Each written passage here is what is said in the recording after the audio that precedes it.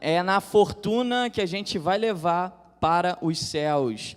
Todas essas habilidades, esses talentos que a gente aprende a administrar, a gente vai carregar junto conosco.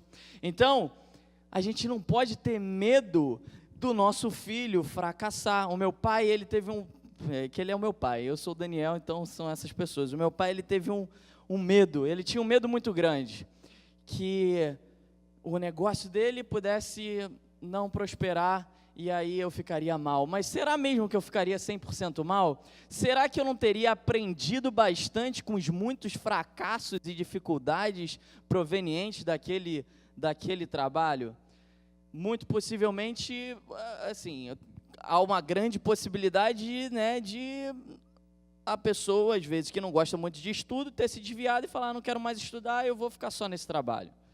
Ou seja, uma pessoa acomodada vai ficar só ali. Mas a gente tem que entender e investir nos nossos filhos na busca de dificuldades. A gente tem que incentivar os nossos filhos, assim, a procurarem e a sofrerem sim o fracasso. Porque isso faz parte do crescimento. Senão ele vai chegar com uns 23 anos de idade e ele vai se tornar uma pessoa mimada. Uma pessoa que o mercado de trabalho simplesmente vai menosprezar, porque na primeira e na segunda dificuldade ele vai dar para trás. Então, pais, pensem sempre nos filhos de vocês, no sentido de nunca passar a mão pela cabeça deles. Graças a Deus, o meu pai me incentivou muito a estudar. Isso foi muito bom para mim, eu sempre fui muito disciplinado, muito por conta dos meus pais. Mas não tirem do seu filho a possibilidade deles caírem. Não tirem do seu filho a possibilidade deles aprenderem desde criança o que deve ser feito.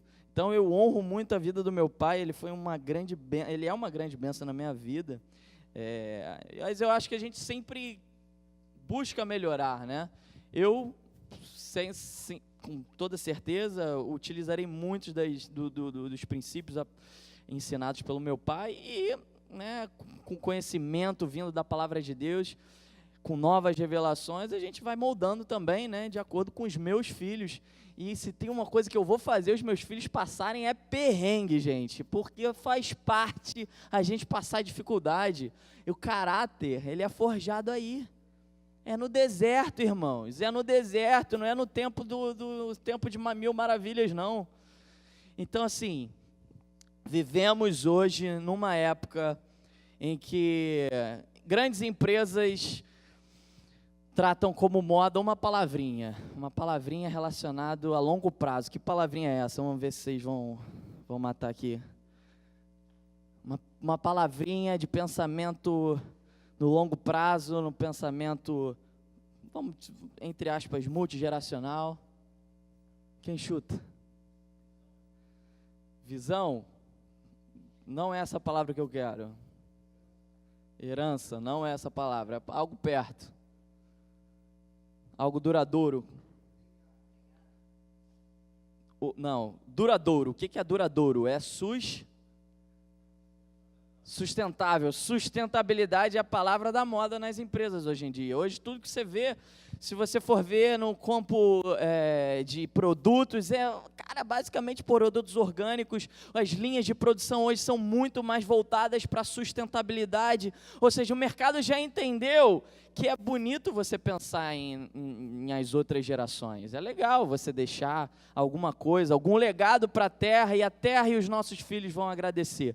Tudo isso é muito de marketing, na verdade, é muito de marketing, mas eles entenderam que também é preciso a gente pensar, como diz a palavra de Deus, pensar na nossa futura geração. O Sérgio falou aqui de Keynes, e Keynes foi um grande pensador econômico, né? Ele ditou os rumos da economia após 1930, lá depois da Grande Depressão. Quem já ouviu falar do crash da Bolsa lá de 1929?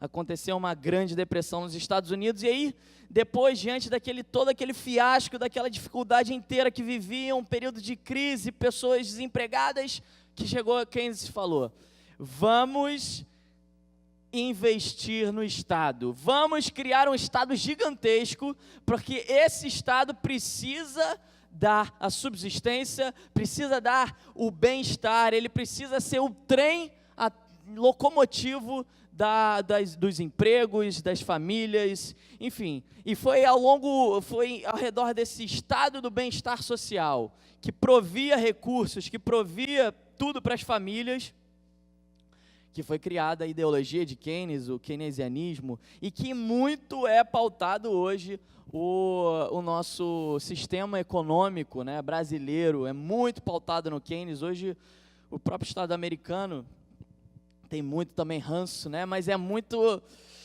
voltado, o keynesianismo é muito voltado para consumo, aumento de dívidas voltados para o consumo e menos para a poupança e para os investimentos, né? Então, nesse meio todo aí que a gente falou tanto de herança, surge um questionamento importante. Porque é importante a gente fazer o nosso culto racional sobre tudo que está relacionado ao que a gente vive, né? E esse é um dos objetivos da Escola de Negócios. Agora eu queria falar com vocês sobre tributação. Essa é a nossa pauta, e o homem de negócio, ele precisa entender, ele precisa estar atento ao que há de em volta dele, cercando a vida dele.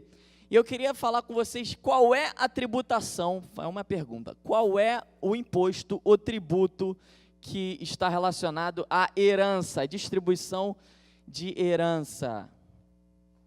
Alguém sabe? Qual é o tributo hoje? Ou seja, se um pai morre hoje, e aí ele vai deixar algum tributo para o filho? ITBI não. ITBI é sobre transmissão de bens imóveis. ITCMD. ITCMD é um tributo sobre causa, mortes e doações, tá? E aí, ou seja, toda pessoa que morre hoje, ela deixa a herança para os seus filhos, correto? E aí chegou o governo e falou assim, olha só, toda herança que você deixar, você vai precisar contribuir com uma boa parte dessa herança. Hoje, em vários estados, essa alíquota é de 8%. E eu queria perguntar para vocês, ao ponto de vista bíblico, o que vocês acham sobre um imposto sobre as heranças? Vocês acham que é bom? Vocês acham que é ruim? Vocês acham que não deveria ter? Quem pode falar aí? É o que a gente chama hoje de bis in idem. O que é bis in idem? É você tributar duas vezes, é bitributação. Ou seja, vamos lá, você ganhou um dinheiro, né? Você tem lá o seu salário, ganha um dinheiro e você paga imposto por aquilo. Depois você morre e aí você vai ter que pagar de novo imposto, seu filho vai ter que pagar de novo imposto. Caraca. Outra coisa, por que vocês acham que é uma prática hoje em dia a tributação em cima da herança? Muito por conta da questão ideológica da justiça social. Há um mito criado aí, foi passado de geração em geração, e que se tornou uma verdade, que as pessoas mais bem-sucedidas, elas necessitam prover recursos para as pessoas mais pobres, né? Então, ao ponto de vista de justiça social, ao ponto de vista de igualdade, esse imposto ele também é aplicado, ou seja, tem que tirar de quem tem muito, né? Ou seja, dar uma herança para quem tem pouco. Mas a palavra de Deus, ela é completamente contra isso. A palavra de Deus, ela incentiva a gente deixar uma herança, deixar um legado, deixar algo para os nossos filhos.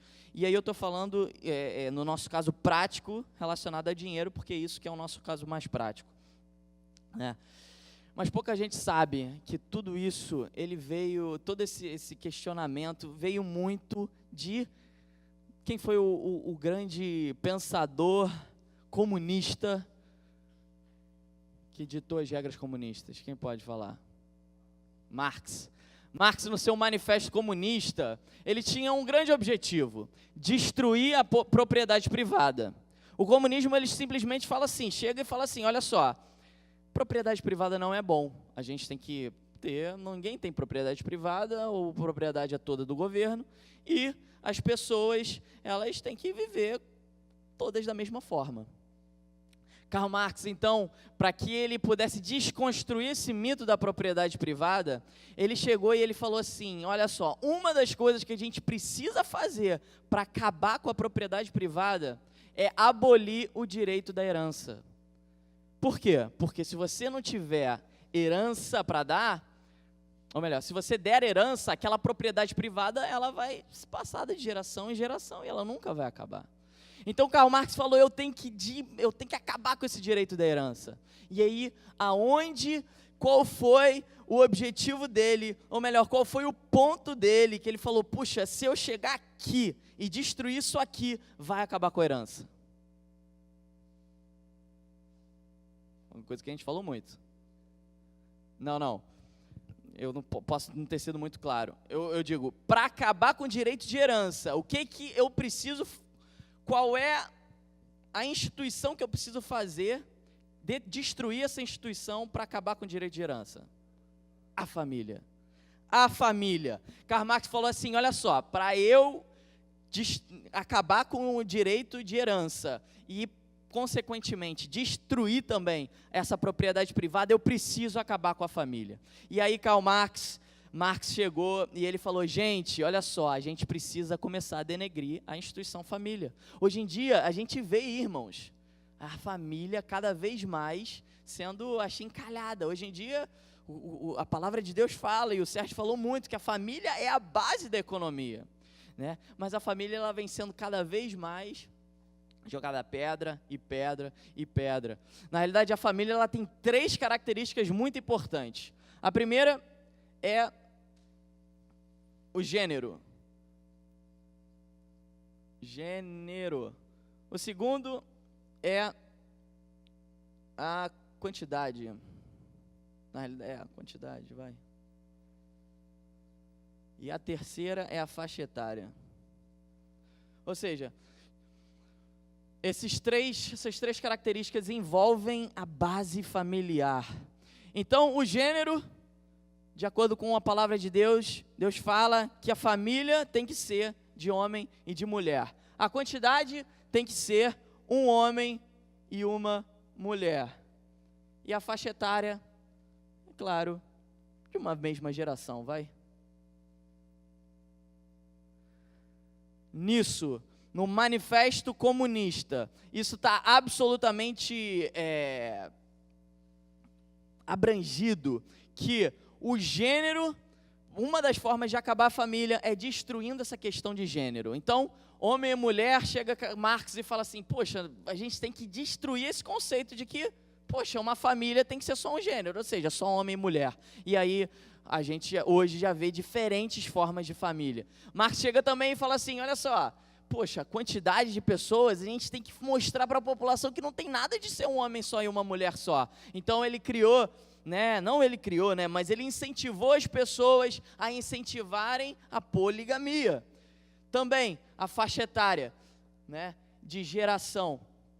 Então chegou Karl Marx e falou, gente, vocês têm que, para a gente ter esse nosso objetivo do comunismo, de fim de propriedade privada e fim do direito de herança, a gente tem que destruir essa questão da faixa etária. Então a gente vê cada vez mais, hoje em dia, o quê? Incentivos, à pedofilia, incentivos a incesto, e isso foi até falado por uma deputada lá do PT, há pouco tempo eu estava vendo um vídeo e ela estava incentivando, falando que a gente devia incentivar o incesto. Então, assim, estamos vivendo os últimos momentos, de fato é algo que está, assim,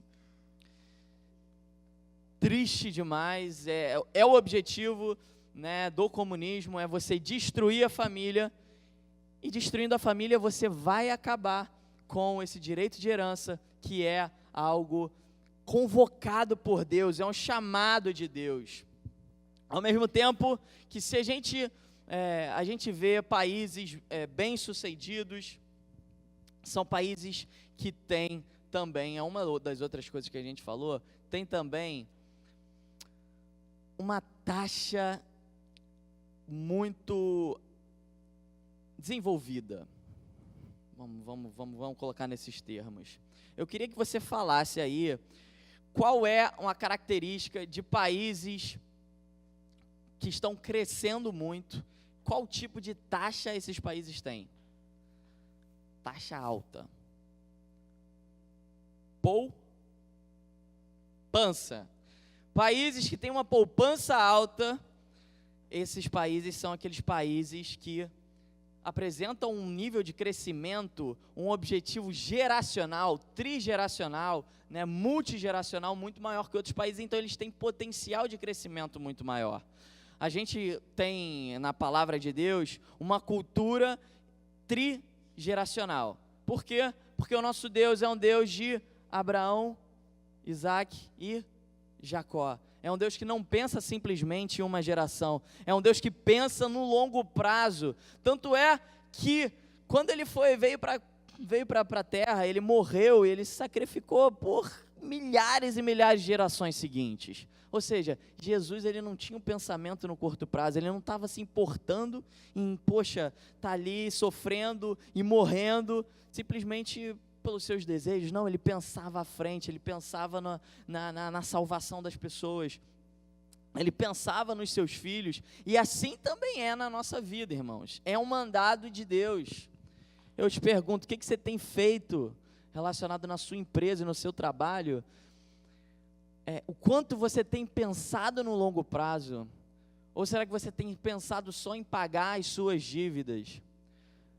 Países com altas taxas de crescimento são países que poupam muito e que investem muito. O Brasil, por exemplo, o Sérgio falou, o Brasil ele tem uma taxa de poupança de 14%, enquanto que ele tem uma taxa de investimento de 18%, mais ou menos. Países que crescem muito, por exemplo, a China, tem taxas de crescimento, ou melhor, tem taxas de investimento de 40%, irmãos. São países que pensam no futuro. Países emergentes que estão procurando crescer de fato, são países que pensam no futuro. A gente olha para o nosso país e a gente vê, caramba, tudo faz sentido agora. O nosso país é um país que pensa muito em consumo. E quando você pensa só em consumo, em economia, né, você tem, como é que eu posso dizer? É uma questão, né? Então, assim, 1 é igual ao coeficiente de poupança mais o coeficiente de consumo. De poupança mais o coeficiente de consumo. Ou seja, ou você consome, ou você poupa, ou você faz as duas coisas, né? Então, você ganha 10 mil de salário, você pode consumir 8 mil reais e poupar 2 mil. Tá? Se você ganha R$1.000, você pode consumir R$500 e poupar 500. Então, o mandado de Deus é para que não apenas pensamos no curto prazo, mas pensemos posteriormente. Pensemos também nas nossas gerações. Não apenas consumimos, e aí eu falo para você olhar hoje para a sua conta corrente. E aí, como é que você tem agido nessa questão? Será que você tem consumido todo o seu salário? Tem utilizado todo o seu salário? Ou você tem investido? Você tem mantido uma boa parte do seu salário para investimentos, para futuro crescimento? Esse é o pensamento de Deus, irmãos. Esse é o pensamento de Deus.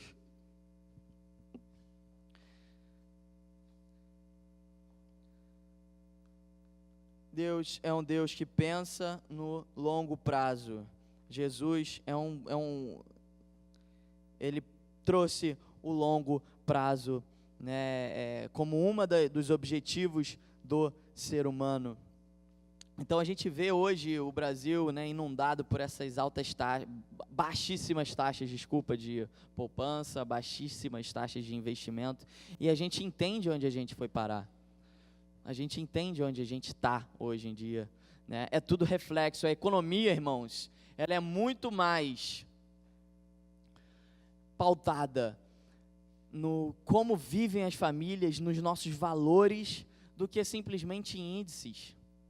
Se você for ver aí, você vê aí hoje, poxa, o dólar está alto pra caramba, aí você pensa, putz, caramba, a gente está numa economia, está muito ruim, A gente vê o Ibovespa, que é o índice da Bolsa de Valores, subindo pra caramba, e você pensa assim, poxa, a economia está melhorando. Mas isso tudo é consequência. Isso tudo é consequência de como está hoje as nossas famílias, de como estão hoje os nossos empregados, de como está hoje o nosso pensamento. E eu te pergunto, e peço para agora você fazer essa análise dentro de você. Eu não sei se você é empreendedor, se você é empresário, se você trabalha para alguma empresa, eu não sei qual é o seu estágio atual hoje, eu não sei se você está desempregado, mas eu gostaria de te incentivar, não só agora, mas a toda a sua vida, a pensar como Jesus pensou. Pensar como Deus pensa, porque Deus é um Deus de longo prazo, Deus é um Deus que pensa de forma sustentável. Ele não pensa na sua empresa hoje, ou melhor, você não tem que pensar hoje nas suas empresas. Grandes empresas são aquelas que investem em relacionamento, são aquelas que não estão só preocupadas ali em abaixar um pouquinho aquele preço, mas não, elas estão galgando e estão investindo na sua mão de obra, estão investindo na sua parte gerencial, administrativa, está investindo nisso que o Sérgio falou. O que será que o mercado está necessitando? Qual será que é a demanda do mercado? Porque isso é sustentável. Isso é sustentável. Um exemplo muito interessante é do Jorge Paulo Lemann. Hoje o homem mais rico do Brasil. Seus quase 30 bi de dólares. Jorge Paulo Lemann, ele tinha um emprego e trabalhava no Banco Garantia. E saiu do Banco Garantia com uma boa grana. Olhou para o mercado e falava assim, e olhou assim e falou assim, cara, o que as pessoas mais estão necessitando hoje em dia? É um exemplo peculiar, tá, irmãos? Mas, enfim, que vocês tragam o conceito só. O que as pessoas estão precisando hoje em dia? E ele olhou as pessoas mais ricas no mundo. E todas essas pessoas, as pessoas que eram mais ricas no mundo, uma boa parte delas investiam em um produto. Cerveja. Ele olhou e ele viu que todos os caras mais ricos do mundo, eles vendiam cerveja. Por quê? Fazia chuva, fazia sol. Fazia inverno, fazia verão. Cara, não parava, o pessoal bebia, ou seja, não tem variável. E aí chegou ele e falou assim, cara, aqui no Brasil não tem. Então, comprou lá a Brahma e depois começou a fazer aquisições. Hoje é de longe a cervejeira maior cervejeira do mundo. Por quê? Porque ele olhou para o mercado e viu o que o mercado demanda. É claro que não aconselho vocês a investirem em cerveja, mas se você que procura, ter o teu negócio, você precisa entender o que o mercado está demandando, o que é necessário, porque isso vai ser sustentável. Então, assim, Jorge Paulo Lemann não era um cristão, então ele investiu, mas qual é o conceito que eu estou querendo passar para vocês? É colocar o seu dinheiro, fazer a sua empresa em algo que realmente haja demanda, porque isso é bíblico, haja necessidade, e não em vaidade, mas por quê? Porque se tiver necessidade, vai passar os tempos, vão passar as gerações, e as pessoas vão continuar consumindo. O cara ganha dinheiro rápido, ele não adquire as suas habilidades gerenciais, suas habilidades administrativas, e aquilo ali vai acabar rapidinho. Por exemplo, eu conheço o Sérgio conhece uma pessoa assim, e ele investiu em uma empresa de pirâmide, começou a ganhar dinheiro, ficou feliz pra caramba e começou a comprar mais, e achava que aquilo vai continuar, o pote de ouro, dinheiro fácil, as pessoas acham que dinheiro fácil, e assim, a palavra de Deus diz que, cara, é trabalho duro.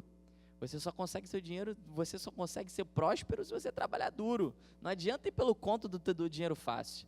Então a pirâmide é isso. E ele começou a investir numa empresa que era de empresa de pirâmide, e ele caiu no conto lá da pessoa, ganhando dinheiro fácil, começou a colocar tudo que teve, do nada perdeu dinheiro e com 22 anos de idade já estava encalacrado, cheio de dívida, perdeu o carro. Irmãos, é isso. A palavra de hoje é para a gente ter, um pensamento multigeracional. A gente ensinar os nossos filhos, deixar legados para os nossos filhos, fazer como Jesus fez. Jesus, ele recebeu uma herança do Pai, ele conservou, ele aumentou e ele deixou para os seus filhos que viriam para a terra depois. Esse é o nosso legado, essa é a nossa missão, é isso que a gente tem que obedecer. Amém?